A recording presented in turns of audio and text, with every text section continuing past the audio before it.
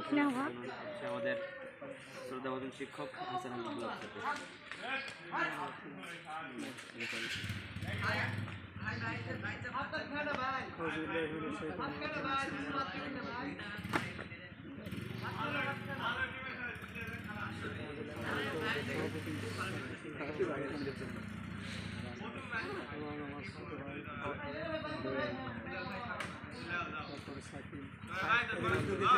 আমাদের মধ্যে যে খেলাধুলা অনুষ্ঠিত হলো, আমরা কখনো কল্পনা করিনি যে এতগুলো ছেলে বা এতগুলো ইয়ের মধ্যে আমাদের মানে চারটায় ছোট্ট ছেলেরা এরকম ফাইনালে যাবে। আসলে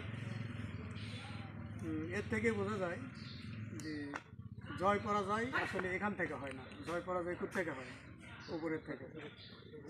আল্লাহ রাব্বুল আলামিন যাকে ইচ্ছে করবেন তাকে সম্মান দান করবেন, তাকে ক্ষমতা দান করবেন, এবং আল্লাহ যাকে মানে মনে চাইবেন না তাকে অপমানিত করবেন, বিভিন্নভাবে তাকে পরাজিত করবেন। তো যাক, এটা পরাজিত ওইরকমভাবে নয়, সবাই লড়াই করেই সবাই সামনে এসছে। বিশেষ করে ছোটোদের যারা জয়ী হয়েছে বা সেকেন্ড রানার্স আপ হয়েছে, সেকেন্ড যারা হয়েছে তাদেরকে ভালো খেলা আমাদের হয়েছে, কারণ অনেক বড় বড় ছেলেরা ছিল সেখান থেকে তোমরা ধরে আসছে। যারা ফাইনাল খেলে তারা অনেক ভালোই হবে। তোমাদের কৌশল, তোমাদের ইয়েটা অনেক ভালো, তোমরা সামনে গিয়ে অনেক ভালোর দিকে এগিয়ে যাও, এই দোয়া করি। আর অবশ্যই নামাজ 5 ওয়াক্ত এবং ইসলামী মন মাইন্ড নিয়ে যাতে চলাফেরা করা যায় সেই দিকে আমি আহ্বান জানাচ্ছি। কথা বলে আমি সংক্ষিপ্ত কথা শেষ করছি। আসসালামু আলাইকুম ওয়া রাহমাতুল্লাহ। পর্যায়ে আমাদের সামনে বাংলা ইসলামী ছাত্র শিবিরের মান্দা উপজেলা পূর্ব শাখার সম্মানিত সভাপতি ভাই মোহাম্মদ জামাল ইসলাম এই গুরুত্বপূর্ণ বিষয়মূলক আলোচনা করবেন।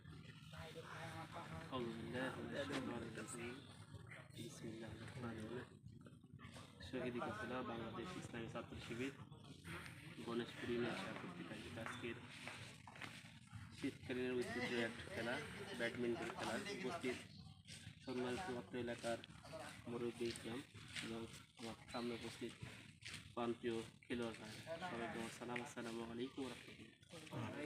শুকরিয়া জ্ঞাপন করি সেই মহান মনিবের দরবারে, যিনি তার অশেষ মেহেরবানিতে এই শীতের রাতেও আমাদের এখানে আসা এবং খেলাধুলা শেষ পর্যন্ত এখানে থাকার তৌফিক দান করেছি। সবাই বলে আলহামদুলিল্লাহ। দরুদ সালাম বর্ষিত হোক সাইয়্যিদুল মুরসালিন কাতাবিন নাবিন, যার আনিত আদর্শকে বাস্তবায়ন করার জন্যই আমাদের এই সংগ্রাম, আমাদের এই করছিল। সবাই বলে আল্লাহুম্মা সাল্লি আলা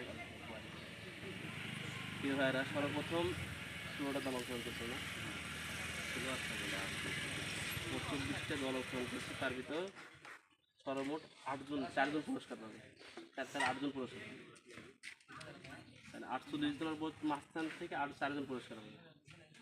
আমার পক্ষ থেকে এই 48 জনকেই অভিনন্দন, কারণ এই 48 জনা বিভিন্ন জায়গা থেকে এখানে আসছে, বিভিন্ন এলাকা থেকে আসছে।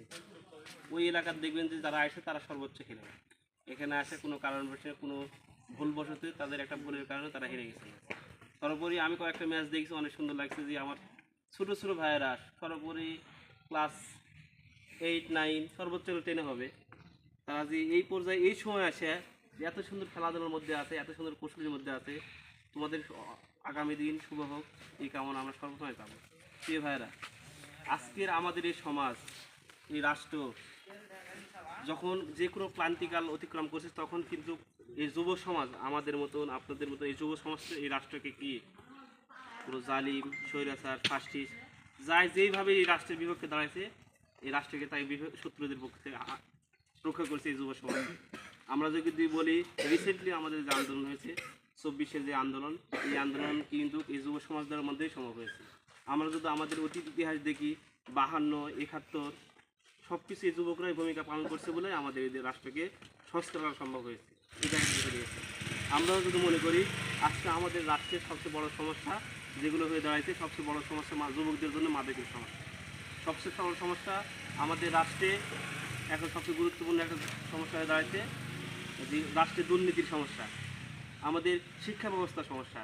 আজকে যুব সমকরা আমরা এই যুবকরা যদি এই সমস্যার জন্য সমাধান শুধু এই রাষ্ট্রের পাশে দাঁড়াই, তাহলে কি আমরা রাষ্ট্রকে আমাদের কাঙ্ক্ষিত মান যেই লক্ষ্য উদ্দেশ্যে এই জায়গাতে পৌঁছে দিতে পারবো। আজকে আমরা যুবকরা যদি সচেতন হই যে আমরা যেখানে মাদক আছে সেখানে তার আশপাশে যাব না, আমরা মাদক গ্রহণ করব না, মাদকের বিরুদ্ধে অবস্থান নেব, আজকে আমরা দুর্নীতির বিরুদ্ধে অবস্থান নেব। আজকে আমরা যেখানে সৎ নেতৃত্ব অসৎ নেতৃত্ব আছে সেই জায়গাতে আমরা যাবো না, তার দূরের থেকে অবস্থান নেব, সৎ নেতৃত্বের পক্ষে অবস্থান নেব। তাহলে এই রাষ্ট্রকে আমরা কল্যাণমুখী করা সম্ভব। আজকে যদি আমরা শিক্ষা ব্যবস্থার দিকে তাকাই, আমরা অসংখ্য ভাইয়েরা দেখবে প্রকৃতপক্ষে পাঠ্যপুস্তকের শিক্ষায় কিন্তু শিক্ষিত হচ্ছে, কিন্তু তারা প্রকৃতপক্ষে শিক্ষিত হতে পারছে না। বাংলাদেশের সর্বোচ্চ বিদ্যাপীঠ যদি বলি ঢাকা বিশ্ববিদ্যালয়, ঢাকা প্রকৌশলী বিশ্ববিদ্যালয়, যারা বাংলাদেশের সর্বোচ্চ মেধাবী ছাত্ররা কিন্তু সেখানে পড়াশোনা করে। তার পক্ষেও দেখুন, আমরা যদি রিসেন্টলি দেখি আবরা ফারাদের মতন ছাত্রকে তারা কি একজন সহপাঠীকে একজন ছাত্র কি হত্যা করার মতন ঘটনা ঘটাইছে, যারা একজন ছাত্র আর একজন ছাত্রের পক্ষে সম্ভব না। তার বিকে শিক্ষার জ্ঞান ছিল কিন্তু স্বশিক্ষার জ্ঞানের অভাব ছিল। আজকে আমাদেরকে এখন থেকে এই নৈতিক শিক্ষার যে জ্ঞান, আমাদের মধ্যে এই নৈতিক শিক্ষার জ্ঞান নেই। এই জন্য কি আমরা বুঝতেছি না যে ভালো কোনটা মন্দ কোনটা, ভালোকে ভালো বলতে শিখতেছি না, আমরা মন্দের দিকে ধাবিত হচ্ছি। আমরা কিছু এখন থেকে কি হচ্ছি, আমরা অর্থলোভী হয়ে যাচ্ছি। আমরা কোনো কাজ করতেছি, রাষ্ট্রের কল্যাণে কোনো কাজ করতেছি, সেখান থেকে কি আমরা অর্থে উপার্জনের জন্য আমি কয়েকদিন এই পৃথিবীতে ভালো জীবনযাপন করার জন্য কিন্তু কি আমি অর্থনৈতিক অসৎ পথ অবলম্বন করতেছি, আমি রাষ্ট্রের কাজ করতেছি কিন্তু দুর্নীতিগ্রস্ত কাজ করতেছি, যা রাষ্ট্রের পক্ষে ক্ষতি হচ্ছে। এবার এখন থেকে যদি আমরা সৎভাবে নৈতিক শিক্ষা অর্জন করার মাধ্যমে যদি আমরা চলতে পারি তাহলে ভবিষ্যতে আমরা নৈতিক সম্পন্ন একজন নাগরিক হিসাবে দেশে, সমাজে এবং রাষ্ট্রে গুরুত্বপূর্ণ ভূমিকা পালন করতে পারবো। আর আমাদের যে মাদকের সমস্যা, দুর্নীতির সমস্যা, এই সমস্যার সমাধান করতে পারবে। এই জন্য আমার আহ্বান, এই জন্য কি বাংলাদেশ ইসলামী ছাত্র শিবির এখন থেকে একজন নৈতিক সম্পূর্ণ ছাত্র গড়ে তোলার জন্য এখন থেকে প্রস্তুতি করতেছে। যে আপনারা ছোটো থেকে যখন যদি নৈতিকভাবে জ্ঞানী অর্জন করতে পারবেন, তখন কিন্তু কি আপনারা কোনটা ভালো, কোনটা মন্দ, কোনটা আমাদের জন্য কল্যাণকর, কোনটা আমাদের জন্য অকল্যাণকর সবই বুঝতে পারবেন। এই জন্য কিন্তু আমরা এই সংগ্রাম করে যাচ্ছি। সকল ছাত্রের কাছে আমাদের পুষতে যাচ্ছি, অন্যায়কে অন্যায় বলতে শিখতে হবে এবং নাইকে নাই বলা শিখতে হবে। এই আহ্বান ব্যক্ত করে আমার বক্তব্য শেষ করছি। আসসালামু আলাইকুম। ধন্যবাদ অনেক সুন্দর এবং গুরুত্বপূর্ণ কথার জন্য। এ পর্যায়ে আমরা আর কথা না বলে পুরস্কার বিতরণের দিকে চলে যাচ্ছি। সর্বপ্রথম যারা বিকেলে খেলছেন, এত ছোট ব্যাচের মধ্যে যারা সেকেন্ড হয়েছেন তারা একটু আসে, কারণ সর্বপ্রথম ভিডিও করা থাকবে।